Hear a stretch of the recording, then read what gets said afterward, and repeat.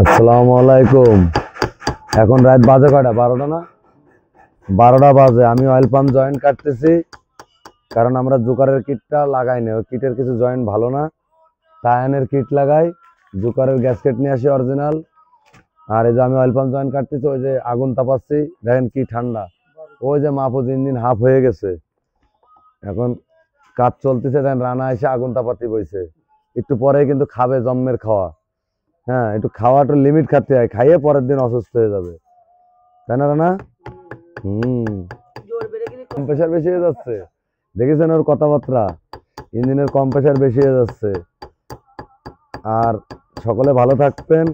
আমরা তো প্রায় ভালো নেই, এত চাপ। হাফ ভালো, রানা করছে হাফ ভালো। সকলে ভালো থাকবেন, দোয়া করি আমাদের জন্য, একটু দোয়া করবেন। আমরা রাত দিন কাজ করতেছি, তো আমরা লোক খোঁজ দিছি, লোক পালি লোক রাখবো, তাহলে আমরা সেফটি করে দেবো। 12টা পর্যন্ত যারা করবে তারা দুপুরের পরে আসবে, আর যারা